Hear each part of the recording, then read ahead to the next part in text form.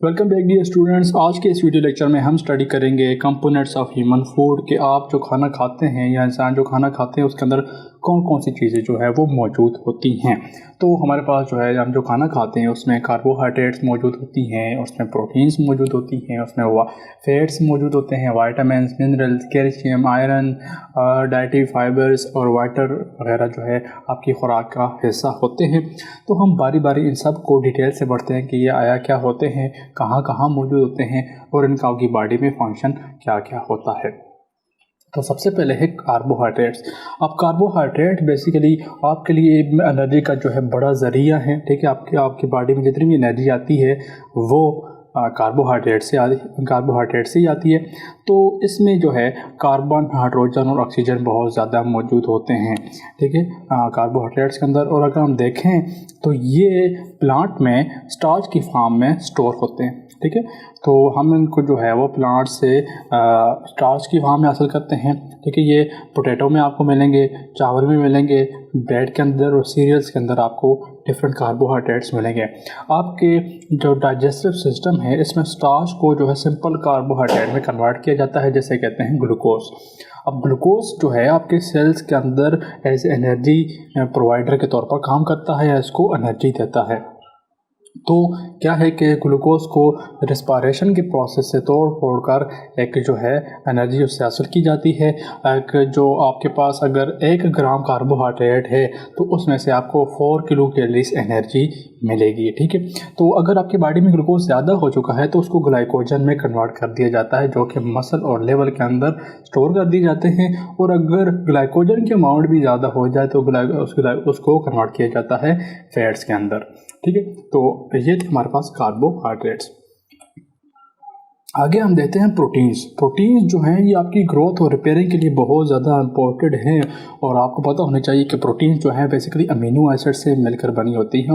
और प्रोटीन जो है बेसिकली 20 डिफरेंट अमीनो एसिड से मिलकर बनी होती हैं। और आपको ये भी पता होना चाहिए कि अमीनो एसिड में हाइड्रोजन, कार्बन, ऑक्सीजन और नाइट्रोजन जैसे एटम जो है शामिल होते हैं। और सम टाइम जो है इसमें सल्फ़र भी ऐड होती है। तो आपकी बॉडी में प्रोटीन जो है डायरेक्टली एब्जॉर्ब नहीं होती हैं, इनको छोटे छोटे अमीनो एसिड में कन्वर्ट किया जाता है। देन आपकी बॉडी इन अमीनो एसिड से डिफरेंट प्रोटीन्स बना लेती है, ठीक है। तो प्रोटीन बेसिकली आपके साइटोप्लाज्म का, आपकी मेम्ब्रेन्स का, आपके ऑर्गेनेल्स का जो है एसेंशियल कंपोनेंट है, उसमें बहुत बड़ा इंपॉर्टेंट रोल अदा करता है, ठीक है। तो अगर आपके मसल्स, लिगामेंट्स, टेंडन का इंपॉर्टेंट पार्ट भी है प्रोटीन, जैसे एक्टिन और मायोसिन प्रोटीन्स वगैरह हो गई। कुछ प्रोटीन जो हैं एंजाइम के तौर पर भी काम करती हैं, कुछ प्रोटीन जो हैं as a source of energy के तौर पर भी इस्तेमाल होती है कि आप उनसे एनर्जी भी हासिल कर सकते हैं। तो 1 ग्राम जो प्रोटीन है इसको अगर आप यूज़ करें तो आपको जो है 4 किलो कैलोरीज एनर्जी मिलेगी 1 ग्राम में से, ठीक है। तो आप कहाँ से ले सकते हैं प्रोटीन्स को, तो वो आप ले सकते हैं बीन्स, लोबिया, पल्सेस, दालें हो गई, सीरियल और ड्राई फ्रूट वगैरह। जबकि अगर एनिमल्स की बात करें तो आप जो है दूध के ज़रिए, फिश हो गया, गोश्त वगैरह हो गई, यहाँ से आप जो है वो प्रोटीन हासिल कर सकते हैं। तो ये था प्रोटीन्स का जो है आपने देखा कि ये कहाँ पे मौजूद होती है और उसका आपको क्या क्या फ़ायदे होते हैं। अब नेक्स्ट है फैट्स जो है बेसिकली लिपिड के साथ ताल्लुक़ रखते हैं और ये जो है फैटी एसिड और ग्लिसरॉल से मिलकर बने होते हैं। और इनके अंदर भी आपको क्या मिलता है जी, कार्बन, हाइड्रोजन और ऑक्सीजन मिलेगा, ठीक है। तो फैट्स जो है बेसिकली इनके 2 तरह के काम है, एक स्ट्रक्चरल और दूसरा मेटाबॉलिक फंक्शन दोनों होते हैं। यानी कि आपकी बॉडी में जो है ये कार्बोहाइड्रेट से ज़्यादा एनर्जी देते हैं। इनका 1 ग्राम जो है वो 9 किलो कैलोरी एनर्जी देता है, ठीक है। और आपकी बॉडी में एडिपोज टिश्यू में एज ए फैट के तौर पर स्टोर होते हैं। तो जो एडिपोज टिश्यू हैं बेसिकली आपकी स्किन के नीचे मौजूद होते हैं, ठीक है। और बेसिकली क्या काम करते हैं कि इंसुलेशन का काम करते हैं कि बाहर की हीट अंदर नहीं जाएगी और अंदर की हीट बाहर नहीं जाएगी। यही वजह है कि मोटे लोगों को गर्मी ज़्यादा लगती है और सर्दी कम लगती है, ठीक है। और अगर इसका और इम्पोर्टेंट फंक्शन देखें तो आपके जो हेल्दी स्किन है और बाल हैं इनके लिए बहुत ज़्यादा इंपॉर्टेंट है, ठीक है। ये आपको डाइजेशन में मदद देते हैं और जो वाइटामिन हैं इनकी ट्रांसपोर्ट जो आपकी बॉडी में उसमें भी बहुत ज़्यादा इंपॉर्टेंट फंक्शन अदा करते हैं, ठीक है। तो अगर इसकी कॉमन सोर्स देखें तो आप बटर, घी, चीज़, गोश्त, एग यॉक, दूध वगैरह से इसको हासिल कर सकते हैं, ठीक है। तो ये थे फैट्स। अब हम स्टडी करते हैं वाइटामिन्स को। तो वाइटामिन्स जो है बेसिकली ऐसे ऑर्गेनिक फूड है जो सिर्फ और सिर्फ आपको लिविंग ऑर्गेनिज्म से मिलेंगे और नॉन लिविंग ऑर्गेनिज्म से आपको नहीं मिलेंगे, ठीक है। कुछ ऐसे हैं जिनको आपकी बॉडी जो है खुद डिज़ाइन नहीं कर सकती, आपको कहीं ना कहीं से इसको हासिल करना पड़ेगा, ठीक है। तो ये है कि ये आपकी नॉर्मल फंक्शनिंग के लिए बहुत ज़्यादा ज़रूरी हैं। इनको दो हिस्सों में डिवाइड किया जाता है, एक है फैट सोलेबल वाइटामिन्स और दूसरे हैं वाटर सोलेबल वाइटामिन्स, ठीक है। तो एक है फैट के अंदर सोलेबल हो जाते हैं, दूसरे वाटर के अंदर सोलेबल होंगे। तो फैट सोलेबल जो वाइटामिन्स हैं उनके अंदर vitamin A, D, E and के आता है, जबकि वाटर सोलेबल जो है उसके अंदर वाइटामिन बी एंड सी आते हैं, ठीक है। तो ये जो आपकी बॉडी में जो फैट सोलेबल हैं वो स्टोर होते हैं, जबकि वाटर सोलेबल जो है वो स्टोर नहीं होते। तो विटामिन ए की सबसे पहले बात करते हैं कि विटामिन ए को रेटिनॉल भी कहते हैं, क्योंकि ये जो है इसका बहुत बड़ा इंपॉर्टेंट फंक्शन है आपके रेटिना, जो आपकी आँख के अंदर स्ट्रक्चर है उसमें। तो ये जो है आपकी इम्यून सिस्टम को और आपकी ग्रोथ एंड रिप्रोडक्शन को बहुत ज़्यादा जो है वो बढ़ने में मदद देता है। अगर इसकी डिफिशियंसी हो जाए विटामिन ए की, तो जिस हमने कहा कि आँखों के अंदर इसका बहुत ज़्यादा इंपॉर्टेंट रोल है, तो ये विजन प्रॉब्लम क्रिएट कर सकता है अगर इसकी कमी हो जाएगी, और आपको जो है नाइट ब्लाइंडनेस होना शुरू कर देगी। अगर इसकी कमी हो जाती है तो आपका इम्यून सिस्टम भी जो है वो वीक हो जाएगा और साथ में आपकी ग्रोथ जो है वो भी कम हो जाएगी। अब हम इसकी सोर्सेज की बात करते हैं। तो animal sources of vitamin A जो है वो आप chicken liver, cod liver oil जो एक मछली है उसके अंदर उसके लेवर से तेल हासिल किया जाता है, अंडों से और बटर या मिल्क वगैरह से एनिमल सोर्स, ये वो सोर्सेज हैं जहाँ से आप विटामिन ए हासिल कर सकते हैं। अगर प्लांट सोर्सेज की बात करें तो आलू हो गए, गाजर हो गए, आम और दीगर जो फ्रूट वगैरह है आप उनसे विटामिन ए हासिल कर सकते हैं। अब बात करते हैं विटामिन सी, इसको एस्कॉर्बिक एसिड भी कहते हैं।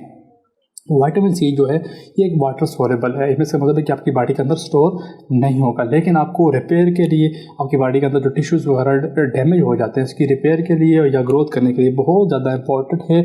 और ये आपकी बॉडी के अंदर कोलेजन प्रोटीन बनाता है जो कि आपके जो है वो स्किन का एक हिस्सा है, ठीक है। और साथ में कार्टिलेज बनाता है, टेंडन, लिगामेंट्स और ब्लड वेसल की जो फंक्शनिंग है उसमें ज़्यादा मदद करता है। तो विटामिन सी जो है ये बेसिकली वाउंड हीलिंग जो हम होते हैं उनको भरने में बहुत ज़्यादा जो है वो इम्पोर्टेंट रोल अदा करता है।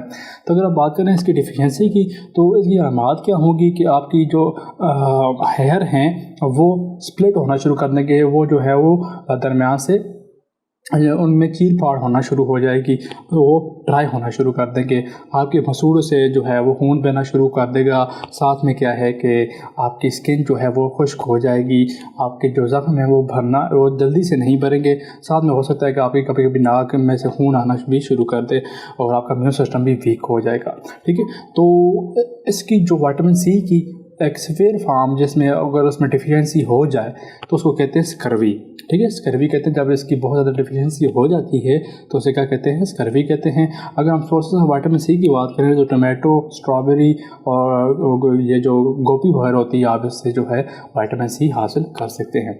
नेक्स्ट है विटामिन डी। अब विटामिन डी जो है बेसिकली ये फैट सोलेबल विटामिन है, इसका मतलब ये है कि आप इसे बॉडी के अंदर स्टोर कर सकते हैं, ठीक है। तो ये बेसिकली क्या करता है कि आपकी बॉडी में जो बोन्स के अंदर कैल्शियम की एडिशन होती है तो उसमें बहुत ज़्यादा इंपॉर्टेंट रोल अदा करता है। इसका मतलब ये है कि आपकी बोन्स को स्ट्रॉन्ग बनाने में इसका बहुत बड़ा इंपॉर्टेंट फंक्शन है, ठीक है। तो ये है कि आपकी बॉडी में आपकी ब्लड में जो कैल्शियम लेवल है उसको कंट्रोल करेगा, कैल्शियम और साथ में फास्फोरस के लेवल को कंट्रोल करेगा। और ये बनता कैसे है, जब सूर्य की रोशनी आपकी स्किन के ऊपर लगती है तो विटामिन डी की फॉर्मेशन होती है। यही वजह है कि वो जगह जो है वो ब्लैक होना शुरू हो जाती है।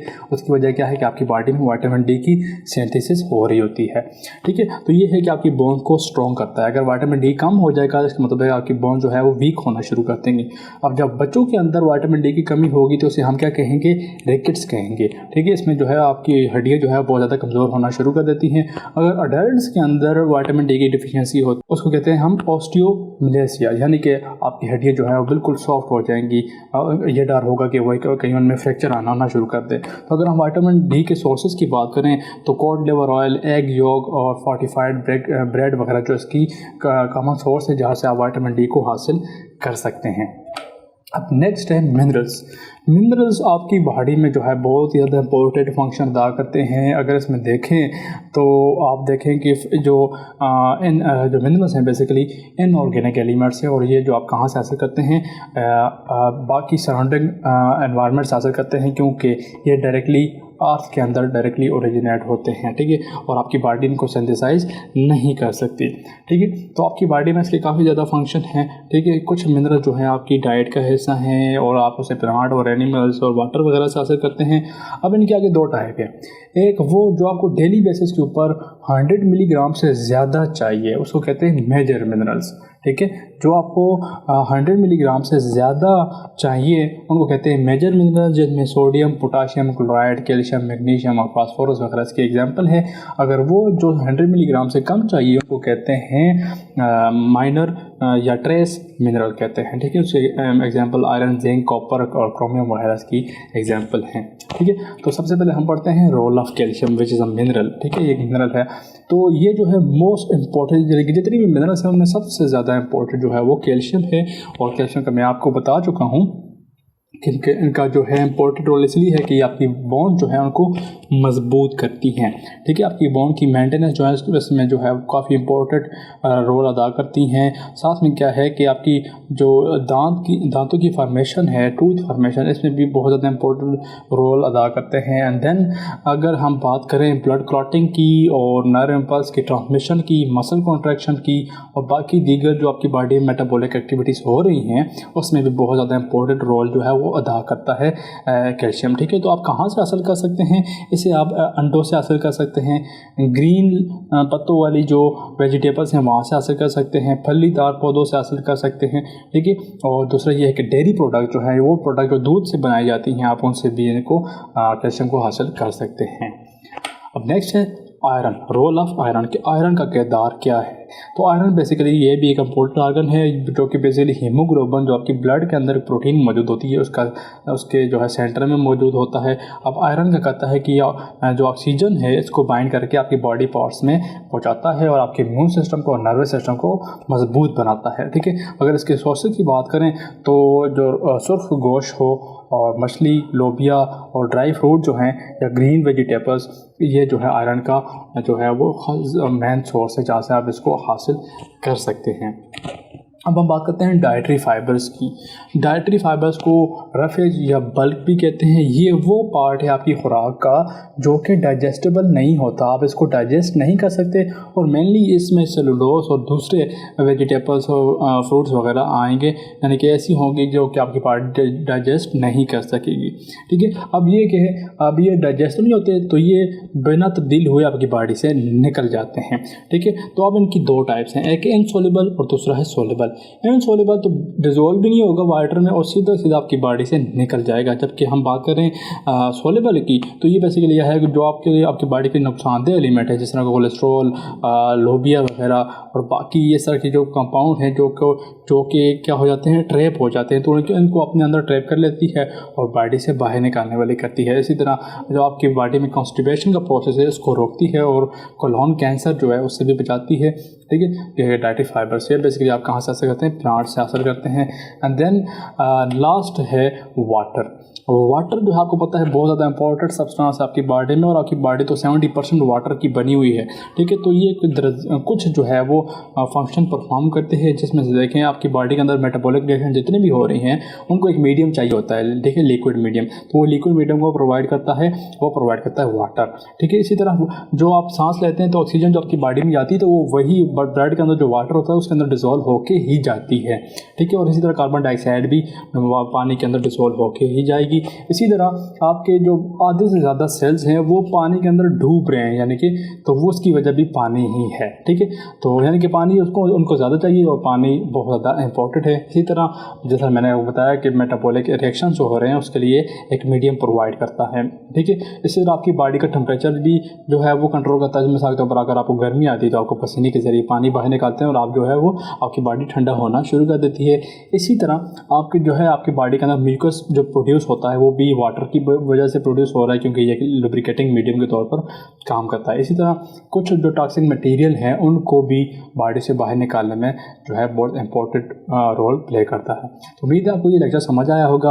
अगर आपको कोई क्वेश्चन वगैरह तो नीचे कमेंट सेक्शन में पूछ सकते हैं।